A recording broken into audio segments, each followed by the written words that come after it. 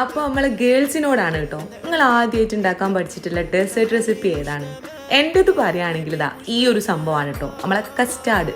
പണ്ടൊക്കെ വീട്ടിൽ എന്ത് ഫംഗ്ഷൻ ഉണ്ടാവുകയാണെങ്കിലും ഇത് ഉണ്ടാക്കാനുള്ള ദൗത്യം ഞാൻ ഏറ്റെടുക്കും കേട്ടോ. കാരണം ഇതിൽ പ്രത്യേകിച്ചിട്ട് തെറ്റാനൊന്നും കാര്യങ്ങളില്ലല്ലോ, നമുക്ക് ഇഷ്ടപ്പെട്ട കൺസിസ്റ്റൻസിയിൽ കാര്യം ചെയ്തെടുക്കുക.